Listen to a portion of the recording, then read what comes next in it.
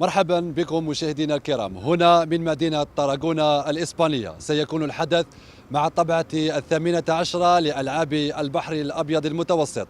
الجزائر ستشارك في هذه الطبعة إضافة إلى العديد من البلدان الأوروبية والعربية. مزيد من التفاصيل نتابعه في هذا الروبورتاج الخاص.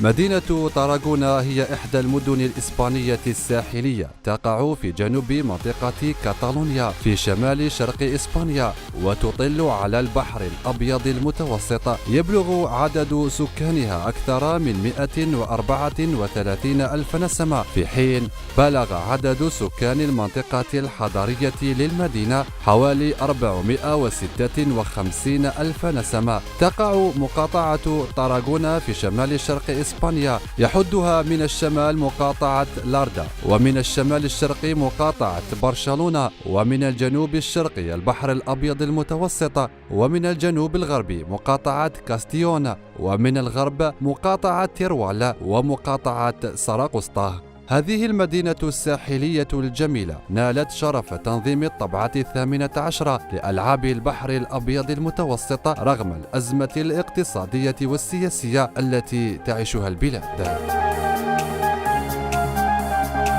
Tarragona ha tenido muchos problemas para celebrar estos Juegos. Como bien sabéis, tenían que haberse organizado en el año 2017, pero por problemas económicos, a consecuencia también de la situación política que hay entre Cataluña y España, el gobierno catalán y el gobierno de España, todo esto, el dinero que tenían que traer para acabar de realizar las instalaciones se fue retrasando hasta el punto que tuvieron que retrasar las competiciones. Este año se ha llegado muy justo, pero se ha llegado. Vosotros que estáis aquí estáis viendo que hay algunas situaciones un poco al límite, faltan cosas, faltan detalles, pero sinceramente yo pienso que son unos juegos que están muy politizados. Si veis, hay muchas banderas de España, no hay banderas de Cataluña. Ha habido mucha manipulación por parte del gobierno de España porque le interesa que esto sea así. Todo lo que sea potenciar la imagen de Cataluña al exterior, aunque sean unos Juegos del Mediterráneo, de alguna manera está bloqueado. Y entonces, claro, por suerte la competición está funcionando ya.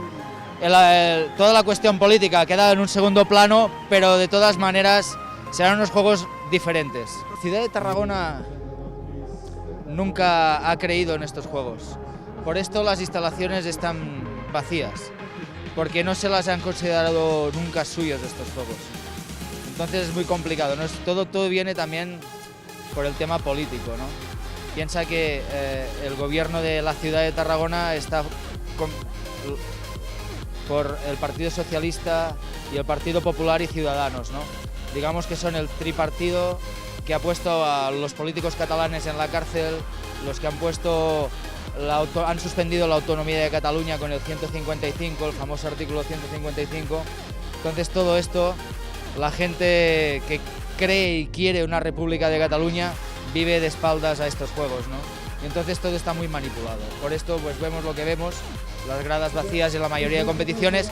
Esperemos que la semana que viene, en esta última semana, todo esto y la gente vaya asistiendo un poco más, que separe el deporte de la política, pero será difícil. حفل الافتتاح الرسمي جرى يوم 22 من شهر جوان بملعب جيمنازيادا بمدينة طاراغونا بحضور وفود المنتخبات المشاركة الذي وصل إلى 4000 رياضية في 30 اختصاصا يمثلون لأكثر من 25 دولة.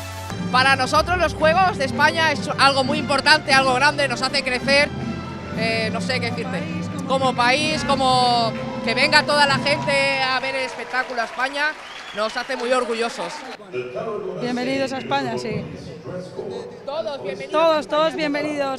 Bienvenidos a España. حفل الافتتاح عرف حضور ملك إسبانيا والعديد من الشخصيات الرياضية الدولية يتقدمهم وزير الشباب والرياضة السيد محمد حطاب ورئيس اللجنة الأولمبية الجزائرية مصطفى بن رافع والعديد من الأبطال الرياضيين العالميين. إن شاء الله تكون فيه نتائج، لكن المشاركة تاع اليوم هي تكون مفيدة جدا للمناسبات المقبلة إن شاء الله. 2021 يتحرك اليوم، وانا شفنا شباب حب ينجح، رياضيين حابين يصنعوا الحدث الرياضي، حابين يبرزوا نفسهم في تاع كرة اليد ولا في كرة الطائرة، في الرياضات الفردية. كاين امل وبامكان الرياضيين الجزائريين ايضا باش يعاودوا يسترجعوا الالقاب في الساحه الدوليه ان شاء الله.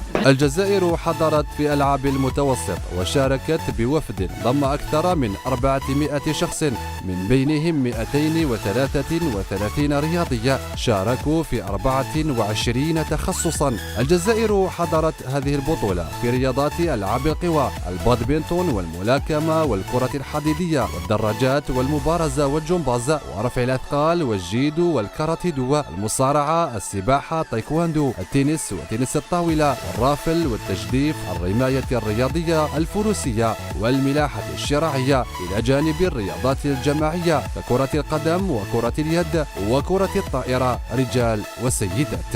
الوفد اللي جانا اليوم 148 دونك بما فيه الزملاء الصحفيين تاعكم، وبما فيه كذلك الرياضيين، وبما فيه المدربين.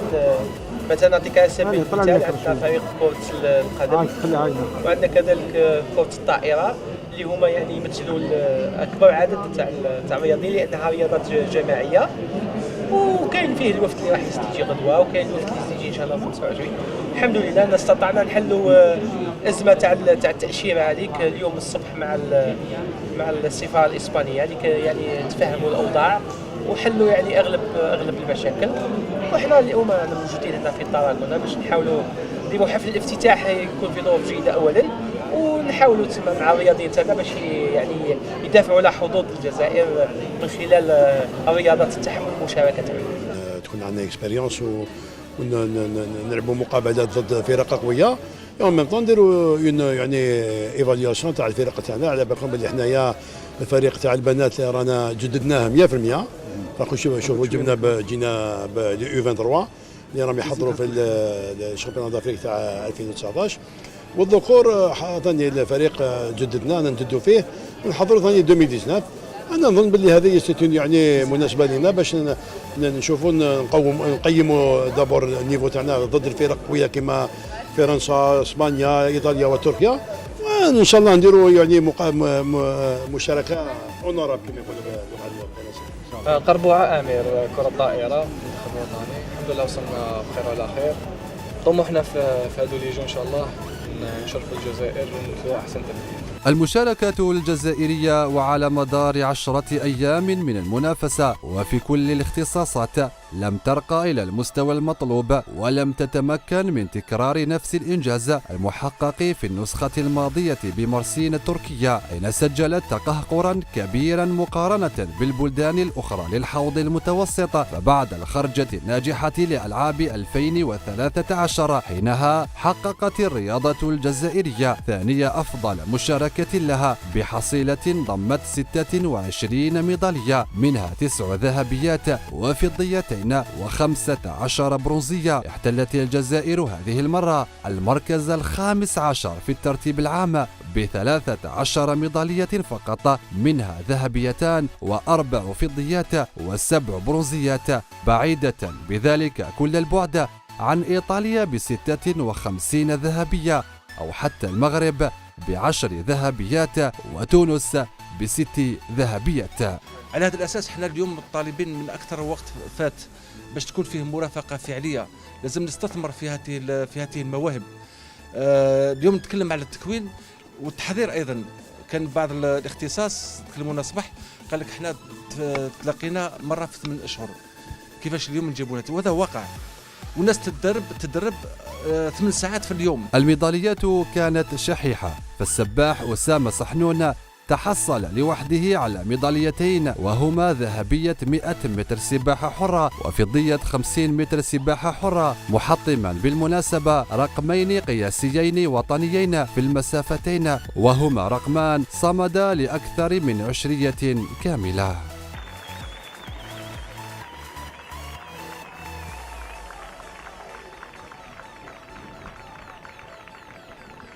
Usama Sanune from Algeria wins this final. Second position, Alessandro Miresi, Italy. And third, Luca Dotto, Italy.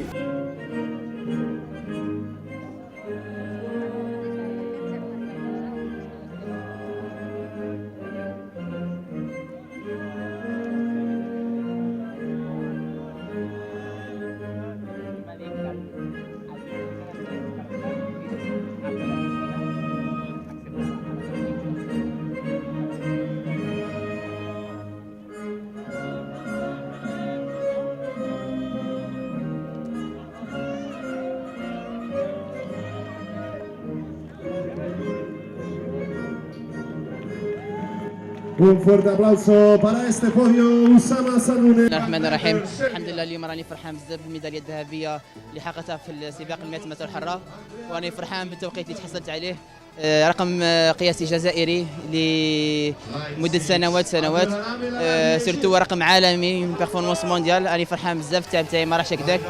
نهدي هذه الميداليه الذهبيه كامل للجزائر وكامل الشعب الجزائري، نشكرهم بزاف اللي وقفوا معايا في السراء والضراء. نهديها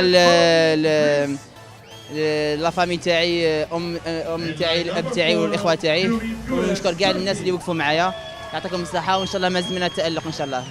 كانت منافسه فريمون قويه، جي ستريسي ان بو سي فري، مي الحمد لله قدرت نميتريزي لا كورس تاعي كوم يلفو مع المدرب تاعي. دونك فوالا جي في سكيل فالي فير، الحمد لله. دونك جي ريوسي ما كورس. في ألعاب القوى الاختصاصي في الوثب ثلاثي وطويل، وأمل ألعاب القوى الجزائرية محمد ياسر تريكي الذي تنقل إلى طراغونا بدون مدربه، فقد حقق إنجازا كبيرا في الوثب الطويل، مسجلا خلاله أحسن إنجاز له في الموسم ب 8.1 متر، ومضيعا بفارق سنتيمتر واحد الميدالية الذهبية. هذه منافسه كبيره، وهذو كل الدول اللي قفزنا مع بعضنا اختصاصيين في القفز الطويل كما يقول لك. والحمد لله يا ربي كما شفتوا تحصلت على الميداليه الفضيه بقفزه رائعه 8 امتار 0.1 برياح معاكسه 1.2. ماهيش حاجه سهله باش تصوتي 8 متر بريح دي فافورابل -1.2. مي الحمد لله يا ربي كما شفتوا تحصلت على الميداليه الفضيه مالغري راطيت دي صو ملاح فوق 8 متر 20. مي الحمد لله يا ربي، الله تكون لا بريباراسيون مليحه، وان شاء الله كل شيء يكون مليح. الالعاب الاولمبيه ان شاء الله لسنه 2020 بطوكيو. الرباعي الجزائري في مسافة 400 متر 4 مرات تتابع تمكن من إهداء الجزائر ميدالية برونزية جاءت بشق الأنفس، صاحبتها انتقادات كبيرة وجهها زملاء العداء لهولو إلى اتحادية ألعاب القوى، أين صبوا جم غضبهم على المسؤولين الذين لم يهتموا لحالهم ونقص التحضير واللامبالاة تحسبا لهذه الألعاب التي تبقى وسمة عار على اتحادية ألعاب القوى.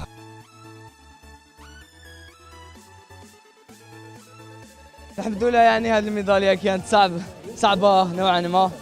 الحمد لله قمنا بعمل جماعي، وهذا الشيء اللي مكننا من الحصول على هذه الميدالية، واحنا يعني تعلمنا من المدربين نكملوا السباق حتى الوصول الى خط النهايه. والحمد لله هذا كان سبب في حصولنا على هذه الميداليه البرونزيه. وان شاء الله يعني كنا ناقصين نوعا ما، يعني الفريق تاعنا ما كانش يعني بهم الرياضيين ما كانوش موجودين، لانه في الذراع الجزائريه يعني ما عطاسناش امكانيات باش نحضروا هذا المنافسه الكبيره وهي العاب البحر الابيض المتوسط. ولكن الحمد لله احنا برهنا لهم باللي هذه المسافه يعني يعتمدوا عليها اينما يكون في البطوله الافريقيه، بطوله العالم، العاب البحر الابيض المتوسط. وان شاء الله يقوموا يوفرونا امكانيات افضل للتحضير، وان شاء الله احنا نبذلوا مجهودنا يعني كفريق. رانا نتفاهموا متاكدين بانه نقدر نمدوا اكثر اذا كان هنالك امكانيات، وان شاء الله يقوموا بنا ان شاء الله. شكرا. الحمد لله على هذا الريزولتا.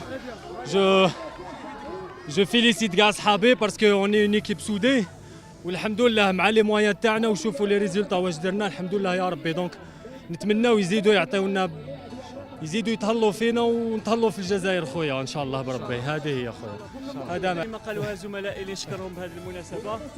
حنا ادينا اللي علينا والحمد لله وفقنا ربي وتحصلنا على الميداليه وشرفنا الجزائر، وان شاء الله الافضل يكون قدام ان شاء الله. نطلبوا المساعده ان شاء الله ويشوفوا فينا ان شاء الله ونحققوا خير وخير ان شاء الله. اسمي حمودي محمود، spécialité 100 mètres et 200 mètres. Bon, j'ai de la chance, je suis ici dans les Jeux méditerranéens de أول حاجة. La performance تاعي je suis pas stable. واش نقول لكم c'est obligé سي تولي stable في la performance تاعك. il faut plusieurs compétitions هذا واش قلتها من قبل. دونك ماهيش هاد لا بيرفورمانس تاع اليوم بيان سور راح تهبط لك النيفو ولا راح تطلع لك المورال راح تنقص لك المورال، ما عندها حتى معنى. باسكو دون لو كا وانت راك بري ولا بريباراسيون تاعك شويه كانت بون، ما نحكيوش على بريباراسيون باسكو سي قلت لكم خرجت 7 موا وانا بليسي ديجا لون بليسير كراف، وخرجت منها الحمد لله. كي درت لا بيرفورمانس ثاني الحمد لله باسكو ما كنتش انا ما كنتش نستنى في لا بيرفورمانس هذيك. قلت لكم صافي ندير بلي كي راح ندير هكا ولا هكا راح تهبط المعنويات تاعي، ولا بالعكس طلعت لي المعنويات باسكو جريت مع ان اتليت دو نيفو هارفين هذاك سي ان اتليت دو 9.92 بيست بيرفورمانس تاعو. دونك واش نقول لكم هذا هو 100 متر. ما نقولكش ما كانتش ماهيش بريزونت في طول المومون، بالك يتخمم على لي زاتليت، بالك تشوف فيها من نظره من بعيد. مي انا جيسبر في الاتحاديه كومبلي ثاني تحط نظره على لي ديسيبلين هادو تكنيك 100 متر سون اوتور لي 200 متر لي 400 هادو عندهم كان دي زاتليت ثاني يقدروا يوصلوا. جيسبر تحط عليهم نظره ايجابيه تكون لهاد لي زاتليت، وان شاء الله ما كما نقولوا احنا تكون توجور في البوزيتيف مالغري النتائج راهي ماهيش راح تقنعهم. باسكو فلاني دير طون من بعد تلحق الطون كابابل هذا كل ريتم هذا كل كما نقولوا احنا وصل الماكسيموم لاتليت تاعو. مادام رانا جينا لهذه الالعاب هي صعيبه، هاي كل شامبيون دي موند ما يجيش معاك المدرب ماشي حاجه مليحه. المدرب هو اللي يعرف لاتليت تاعو كيفاش يدير معاه لي شوفمون، كيفاش يمشي معاه لي زونطرينمون. وزاد حنايا كعلى بالك رمضان وحنايا كنا في تربص بامريكا، ما قدرش يجي باش من امريكا لله ما عندوش باش يسلك البي تاعو غالي بزاف في دراسه وفي تقشف. المنتخب الجزائري للكاراتيدو أدى مشوارا طيبا، فبعد المشاكل التي مرت بها هذه الرياضة خلال السنوات الأخيرة الماضية، ميدالية برونزية كانت من نصيب وليد بوعبعوب في وزن أقل من 75 كيلوغرام الذي افتتح عداد الميداليات الجزائرية. هذه الميدالية جاءت بإمكانيات محدودة نظرا للتحضيرات القليلة قبل الدورة. من جهته تألق مصارع الكاراتي حسين داخي بشكل لافت مهديا الكاراتي والجزائر ميداليتها الذهبية الأولى في وزن أكثر من 84 كيلوغرام. الحمد لله يا ربي وفقنا الحمد لله. فرحنا الشعب الجزائري بهذه الميدالية الذهبية. كان سابقا بدا افتتح وليد بابا بالميدالية البرونزية. الحمد لله يعني بعد ما شفت الميدالية هذيك تاعو زاد شجعتني، قلت لي ما نزيد انا ان شاء الله نفرح الشعب الجزائري بالميداليه وكما كان الحال. الحمد لله يا ربي وفقني ربي سبحانه. كان شرف ليا باش تفتتح لنا عدد الميداليات. الحمد لله ربي اللي وفقنا على التتويج هذا. بون لا كومبيسيون كانت صعيبه بزاف، حنا الحمد لله كنا انا واحد الناس كنت قدها، رفعت التحدي وعاودنا ولينا نسمع من الباب الكبير. نشكر كامل الناس اللي عاونوني، كامل الناس اللي وقفوا معايا، والديا، الحاج سوالميه، كامل يعطيهم الصحه وتحيه الجزائر خويا. ان شاء الله باذن الله خويا راح يكون ان شاء الله دوط ريوسيت، ان شاء الله حنشرفوا الكاراتي الجزائري من وجه ان شاء الله خويا. الحمد لله اللاعبين هذوما يعني برهنوا انهم ابطال حقيقيين رغم يعني المشاكل اللي كانت تعدات على الاتحاديه، والحمد لله اللاعبين هذوما ما قصتهمش هذه المشاكل. اليوم برهنوا باللي اللاعبين هذو انهم عندهم قدره، يعني لو كان يزيدوا يعاونوهم شويه انا نقول لك يعني اللاعبين هذو يكونوا ابطال يعني يقدروا يلحقوا حتى ابطال اولمبيين، لانهم عندهم كما نقولوا احنا الحراره وعندهم القلب. وراكم شفتوا انتم يعني التتويج تاع دايخي حسين ما كانش سهل، لانه كان في طريقه بطلين عالميين، بطل عالمي ايطالي وبطل عالمي مصري اللي كان معاه في النهائي وفاز عليه يعني فوز مستحق، وهذا الشيء ما كانش سهل. احنا نشكروا يعني كل من ساهم في هذا التحقيق، بدءا برئيس الاتحاديه الجزائريه للكاراتيه سيد سليمان مسدوي اللي كان تاق فيهم. نشكروا سيد وزير الشباب والرياضه سيد محمد حطاب اللي يعني مشى حتى لعندنا وشجع هاد اللاعبين وشجع كل البعثه. نشكروا السيد مصطفى براف وكل الطاقم اللجنه الاولمبيه اللي وقفه رجل واحد، والحمد لله هذا التتويج هذا التتويج جزائري. وكان تكون الامكانيات يعني يعطيو له امكانيات من الدرك حتى الالعاب الاولمبيه تاع طوكيو 2020.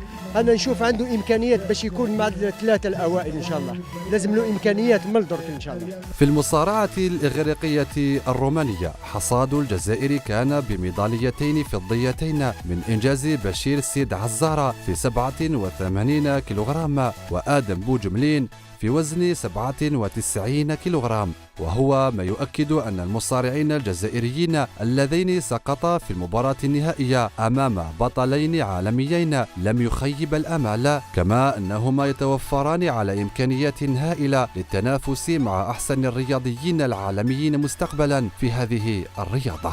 استعزر بشير حصلت على ميدالية فضية في العاب العدد المتوسط لبطولة كانت جد صعبة، والحمد لله ربي قدرني تحصل ميداليه فضيه اللي ربحت اللي فزت عليها في مصارع يوناني ومصارع كرواتي نائب بطل العالم نائب بطل اوروبا، والحظ ما حلفنيش انه نكسب النهائي اللي كان مع بطل العالم يعني، والنتيجه كانت 2-1 كانت قريبه جدا. يعني بالنسبه لي انا تكون هذه حافز ودافع حافز وخبره وكل شيء باش الرياضي وكشخصي انا نطور نفسي ونطور نفسي ونهيئ نفسي للمحافل القادمه ان شاء الله، وواحد يحمد ربي على كل حال. الحمد لله. وش نقول ثاني؟ بارك الله فيكم انتم كصحفيين وقفتوا معنا ويعطيكم الصحه وش نقول لكم ميرسي بوكو. ميداليه فضيه يعني هذا كل فضل التدريبات الشاقه والمجهودات يعني اللي بذلتها في خارج البلاد في الجزائر اللي خذينا تربصات يعني اللي كما نقولوا شهر رمضان ما دخلناش للجزائر ما صمناش مع والدينا ما صمناش، هذه كل ساكريفيس يعني باش ان شاء الله نزيدوا نشرفوا الجزائر اكثر واكثر. كما راكم تشوفوا خذيت ميداليه فضيه اللي كانت ماشي بالساهل، لعبت مع بطل عالمي اللي هو فرنسي وكاتيجوري هذه 97 كيلو ماشي كاتيجوري تاعي اللي بدلتها جديد يعني كما راكم تشوفوا، والحمد لله ربي وفقني يعني باش تحصلت على الميداليه الفضيه، والحمد لله يا ربي ونشرف الجزائر ان شاء الله في البطوله العالميه بما اكثر ان شاء الله. راكم تشوفوا يعني هذا كل فضل مجهودات ماشي زعما اللي يلقاها بالساهل والله باش يربحني. كما راكم تشوفوا انا ثاني حبيت يعني باش نربحه ونكون منافس يعني زعما قوي معاه، وهو كما راكم تشوفوا نيفو عالمي ماشي اللي ساهل، لاعب 3 فوا اولمبيك، عنده ميداي دور عنده ميداي بروز في مونديال عنده ميداي دور في المونديال، والحمد لله ربي وفقني يعني اللي ريزيستيت معاه، وان شاء الله ما اكثر ان شاء الله نربحوا ان شاء الله العام الجاي ان شاء الله. تجربه كما راكم تشوفوا الحمد لله جبنا نتيجه مشرفه يعني، وكنا حابين نجيبوا الميداي دور اللي هي ما كتبتش ان شاء الله ما اكثر ان شاء الله. نشكركم يعني انتم اللي وقفتوا معايا ثاني صحافه الله يحفظكم، ونوعد الشعب الجزائري ان شاء الله الماء افضل ان شاء الله.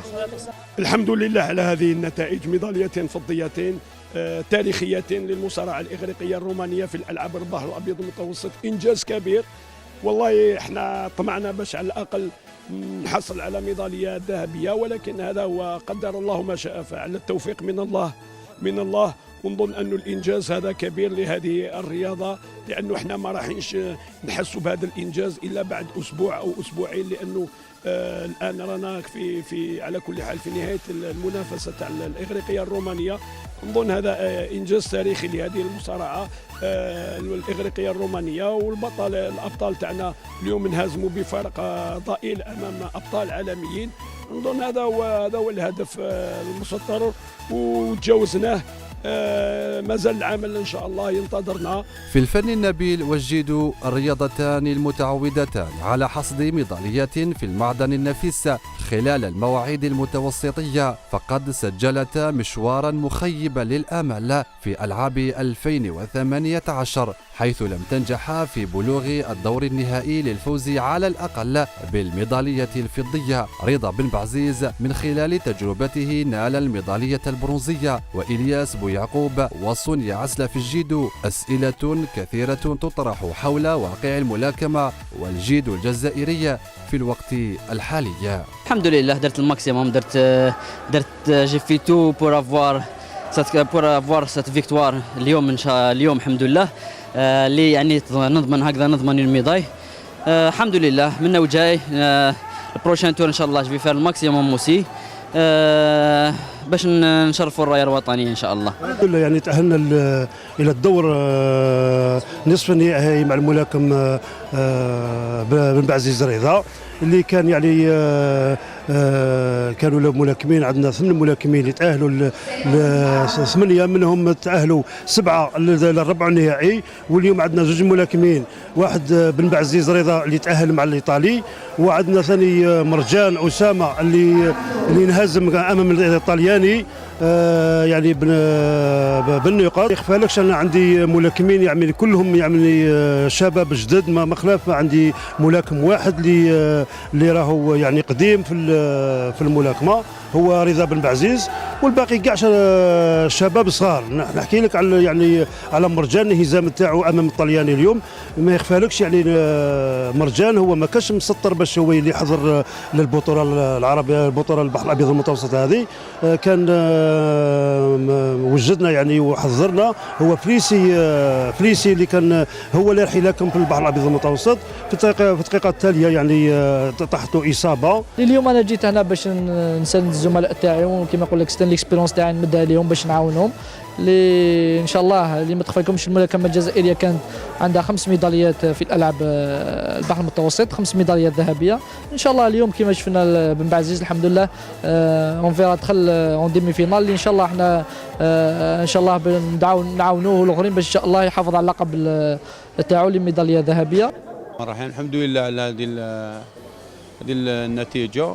وما يخفاكمش بلي كانت عندي اصابه كانت اصابه تما ما نقولوش خطيره، بصح كانت عندي اصابه، كانت عندي ديشيرور تمزق عضلي، واللي نشكر بزاف الطب لهنا اللي كانوا هنا دكتور كيما طبيبه شويتر، وكاين اللي عاونوني لهنا. وكي كنت في الجي دكتور انيات، الحمد لله قدرت باش نتحصل على المرتبه الثالثه. وهذا يعود بفضل كيما نقولوا نقص التحضيرات ما حضرناش مليح. حضرنا في الجزائر ما كاش تحضيرات كيما كنا نحضروا زمان. كنا نحضروا في ليترونجي، ما ندخلوش للجزائر نطرينو تما، والاحتكاك بالمستوى العالي. دوكا ولينا نحضروا في الجزائر. الله غالب، هذه هي النتيجه. ما تستنى والو، واش حتستنى؟ والله العظيم نشوف الجيدو الجزائري في خطر، في مستوى تسمى ينقارض كاع على المستوى الافريقي والمستوى العربي. وكنا نجوا لهنا الالعاب البحر الابيض المتوسط ندو 7 ندو 8 ميداليات، ولينا ندو زوج بالسيف باش ندوهم. بطوله افريقيه ثانيك. الله غالب، هذا ما يعودش يعود ما كاش امكانيات وما كاش الدعم لرياضه الجيدو، نقص الدعم لرياضه الجيدو. ماشي راضي على الجيدو، انا راضي على صحابي، على بالي بلي عندهم مستوى عالي، بصح الله غالب ما حضروش مليح. انت كيفاش تحب تدي عفسه كبيره وما تنفيسيش عليها، ما تنفقش عليها. لازم تنفيسي على لي زاتلات، تنفق عليهم تسمى كيما حنا نقولوا تخدم باش تحصد. انت ما تخدمش كيش حبيت تحصد، ما تدي والو، ما عندك ما تدي. والحمد لله هذا كيما ان شاء الله الوزير هذا اللي جا جديد ان شاء الله بالك يشوف للرياضه الجودو ويعاونها ان شاء الله. الجزائر وقت ما استحقتنا تلقانا، الجزائر وقت من سحقتنا تلقانا في اي منافسه رانا هنا، وان شاء الله ربي كيما يعطينا الصحه ويطول في العمر. هذا ما عليكم. عسلا سونيا بلس 78 كيلو ندير جيدو، والحمد لله تحصلت على ميداليه برونزيه في الالعاب البحر الابيض المتوسط، والحمد لله ما درناش بريباراسيون مليحه. بريباراسيون تاعنا درناها في الجزائر، والحمد لله تحصلت على ميداليه برونزيه، وان شاء الله العقوبه اللي تيتر واحد اخرين ان شاء الله تيتر اولمبيك وتيتر مونديال ان شاء الله. ايه تمنينا تكون ميداليه بزاف، مي لا غالب ما درناش بريباراسيون وما درنا كستاج ولا زوج في ليترونجي، بصح ما درناش، مي الحمد لله ما درنا حتى بريباراسيون. شهر رمضان كومبلي وحنا قاعدين في الدار، مي واش دير، ولازم يديروا لنا بريباراسيون مليحه. لا النيفو تاع الكومبيتيسيون كان طالع النيفو، احنا ما خدمناش، وكان خدمنا رانا كلاسينا جبنا لي ميداي، مي دوماج ما كلاسيناش.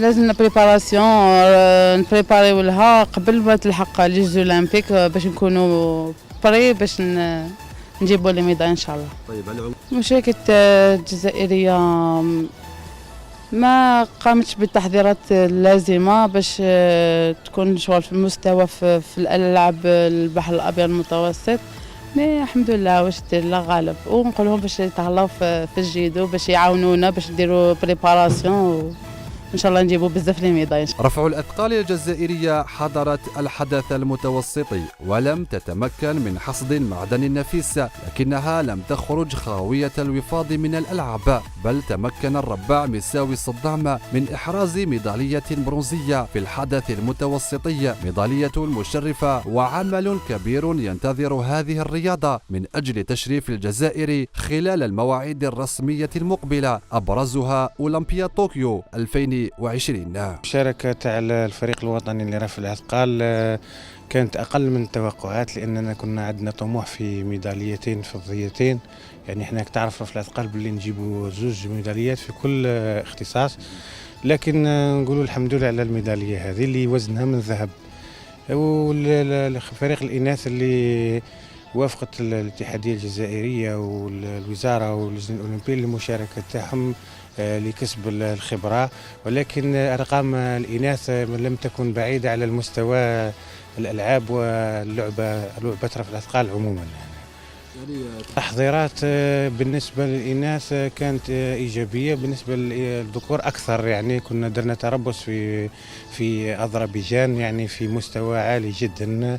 نشكر الوزارة يعني اللي قدمونا جميع يعني الإمكانيات اللازمة، وهذاك التربص هو اللي أعطانا هذيك التكهنات اللي كانت قبل المنافسة، كنا نعمل في صمت يعني حتى لحقنا المنافسة هذه وتحصلنا على الميدالية هذه البرونزية، اللي إن شاء الله يعني مع شباب اللي راه واعد إن شاء الله قادم يقدم أكثر.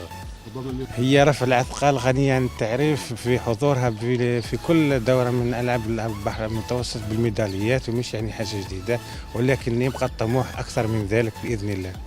شوف واقع رفع الأثقال الآن أن في أيدي آمنة وفي ناس راهم يعني أهل الاختصاص، يعني ما تخافش، يعني مهما وقع أي مشكل يعني راه في أيدي تاع ناس اللي ماشوا رفع الأثقال وعلى بالهم بالاختصاص وما يلزمه، ونتمنى إن شاء الله تحسين الظروف أحسن. إن شاء الله نتمنى في الألعاب الأولمبية القادمة 2020 نتوج ايضا بالمعدن النفيس مع وليد بيداني، اللي نتمنى الوزاره تاخذ التفاته كبيره ليه في التحضيرات وفي التدريب وفي كل شيء ان شاء الله. مستوى كان عالي بزاف، هو ماشي بعيد علينا لكن كملنا الخدمه نتاعنا، وهو دروك رمضان هو اللي بعدنا على هذه الخدمه لا غالب، مي الحمد لله درنا دي شارج جدد، وان شاء الله نتمنوا المزيد ان شاء الله. ان شاء الله نتوجوا ان شاء الله بميداليه، نتوجوا ان شاء الله بميداليه. اكيد هذه ناكدها لك باذن الله كاين ان شاء الله حاجه تفرح الشعب الجزائري وكل الامه. في الرياضات الجماعية لم تتمكن المنتخبات الجزائرية لكرة القدم والكرة الطائرة رجال وسيدات حتى من اجتياز مرحلة المجموعات، مكتفية بلعب المباريات الترتيبية للحصول على مراتب شرفية. C'est pas un niveau genre élevé, mais ça reste que l'expérience et tout, ça a joué en notre défaveur. Du coup, c'est bon, voilà. العامل هو الخوف باسكو هما صغارات وسي هما سي لا بروميير فوا كي فون جوي سيت كومبيتيسيون. ان شاء الله حنا هنا نحضروا في التحضير هذه المقابلات في النيفو شويه إلفي بور بريباري لي شامبيونات دافريك. هذا ما كان 100 تحضير. حنا هذه الالعاب راح البحر الابيض المتوسط حنا عامل تحضير. هذو اللاعبات شبان صغار العمر تاعهم 17 سنه وكاين من تحت 23 سنه. عندنا 4 لاعبات اللي فوق 20 سنه والباقي من تحت 20 سنه. دونك حنا نحضروا الشامبيونات دافريك تاع لي موان دو 20 طون افيك سيت ايكيب. التعب تاع اللاعبين وما راحش هكذاك. انا نظن هذا الشيء راح يخليهم تكون عندهم ثقه كبيره في المستقبل ويخليهم ما يزيدوش يعني يحقروا روحهم مع الفرق الاوروبيه ويقولوا باللي احنا رانا قادرين يعني عندنا مستوى نقدروا نعملوا اشياء مليحه. انا نظن باللي هذا الاحتكاك هذايا في المبارتين هذا شيء ايجابي راح نقدر نبنيو عليه حوايج بزاف. شفنا المستوى تاعنا الحقيقي وان شاء الله نزيد نعمل دائما احنا العامل ثم العامل باش نقدروا يعني نخرجوا بنتائج. فيما أقصي المنتخب الجزائري لكرة اليد من الدور الربع النهائي على يد المنتخب التونسي الذي نشط المباراة النهائية للدورة ونال الميدالية الفضية. Vous savez, quand vous faites une prestation pareille, un engagement pareil contre une équipe championne d'Afrique, avec un armada de joueurs, tout ce qui est Sanaï, tout ce qui est Benor, les champions d'Afrique avec les Sanaï qui étaient absents pratiquement au championnat d'Afrique. Là, je pense chapeau bas à nos joueurs qui ont pratiquement les 5 buts ont été pratiquement les 3 dernières minutes. On pouvait gagner, mais je pense avec les 2 arbitres et un entraîneur espagnol à la tête de l'équipe nationale, on a fait la remarque au début du match qu'il était inconcevable, qu'il y ait 3 Espagnols pratiquement durant la rencontre. Et je pense que dans 2 ans, je crois que notre équipe fera très fort contre ces champions d'Afrique.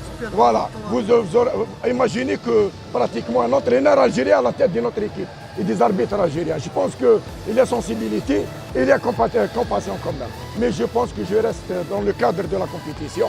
Je suis très satisfait du rendement, de la prestation de nos joueurs. الفريق التونسي يعني عنده 16 لاعب وشفنا بلي كاع اللاعبين تاع الفريق التونسي لعبوا كل 15 دقيقه يبدل الفريق. احنا اللي غالب يعني في لاعبين مصابين، لاعبين اللي نقص خبره كبيره ونشوف 5 لاعبين اول بطوله عالميه لهم يعني مش من السهل يدخل في هذه الاجواء.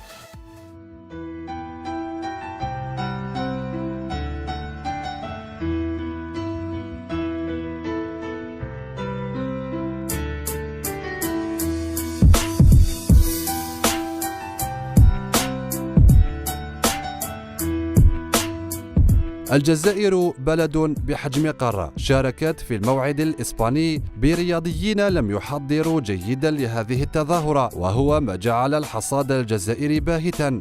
وإذا عرف السبب بطل العجب، سوء التحضيرات واللامبالاة كانت وراء هذه النتائج المخيبة، خاصة في ظل عدم الاهتمام بالجانب الفني في الفترة الأولمبية السابقة لكثير من الاتحادات، والتي كانت عواقبها وخيمة على البساط وعلى أرضية الميدان.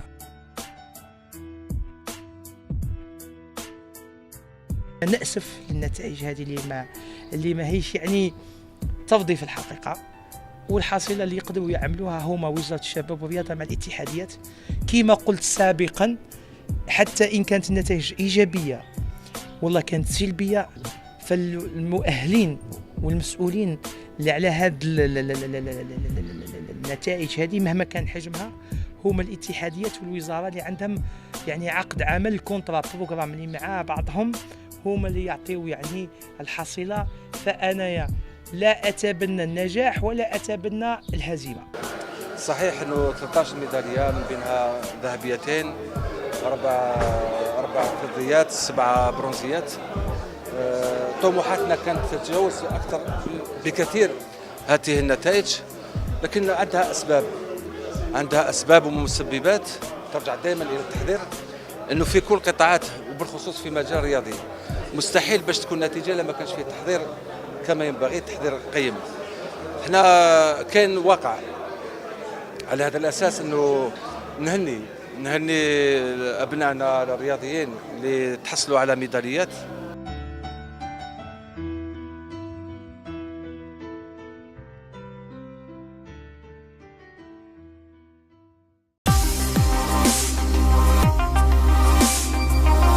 بتعداد ضم 233 رياضي في 24 اختصاصا، سجلت الجزائر إحدى أسوأ مشاركاتها في ألعاب البحر الأبيض المتوسطة بطاراغونا الإسبانية، مما سيدفع بالقائمين على الرياضة الوطنية التفكير في استراتيجية جديدة لتطويرها ووضع الإمكانيات اللازمة تحت تصرف الرياضيين تحسبا للمنافسات الدولية المقبلة، من بينها الألعاب المتوسطية المقبلة بوهران 2021. المناسبات المقبلة إن شاء الله 2021 يتحقق اليوم، وانا شفنا شباب حب ينجح، رياضيين حابين يصنعوا الحدث الرياضي، حابين يبرزوا نفسهم في تاع كرة اليد ولا في كرة الطائرة في الرياضات الفردية. كان امل وبامكان الرياضيين الجزائريين ايضا باش يعاودوا يسترجعوا الالقاب في الساحه الدوليه ان شاء الله. لكن الاهم انه هو اليوم نقيم، وعلى هذا الاساس من بعد راح نقوم ما تكونش مشاركه من اجل المشاركه، راح نقوم على مستوى الوزاره بانشاء لجنه مستقله تقيم، تعمل مع الفيدراليات وتقيم المشاركه تاعهم، وان شاء الله نديروا اصابعنا فوق الجرح، نعالجوا هذه كل ما هو سلبي وكل ما هو ايجابي ان شاء الله نحافظوا عليه وتكون فيه مرافقه من درك. نتمنى ان تكون الدوره القادمه في وهران 2021 افضل حال للعرب من هذه الدوره، وعندنا ثقه في دوله الجزائر الشقيقه ان تنجح في التنظيم وستكون الافضل والاميز والاحسن دورات المتوسطيه ان شاء الله. الحمد لله وهران راح تحضر لنا هذه الالعاب وحنا فخورين بهذا الشيء وفخورين كما كاع الجزائريين ان شاء الله. وان شاء الله هذه تكون وهران تكون مرحله للرياضيين الجزائريين باش ينطلقوا في مستوى اخر وبالخدمه وبالعمل المجتهد ان شاء الله نعاودوا نرجعوا للمرتبه اللي كنا فيها ونتحصلوا على ميداليات. الرياضة الجزائرية باتت في الحاضر، والعمل الجاد من أجل التدارك تحسبا للمنافسات القادمة يبقى الوسيلة الوحيدة للخروج من النفق المظلم. الجزائر تتوفر على المواهب القادرة على التنافس مع أحسن الرياضيين العالميين. حان الوقت ودقت ساعة العمل من أجل تغيير العقليات والعودة للعمل الميداني لتحقيق النجاح واستخلاص دروس الفشل من ألعاب طاراغونا ووضع الصراعات والمصالح الشخصية جانبا، لأنها لا تخدم ولا تطور أبدا الرياضة الجزائرية.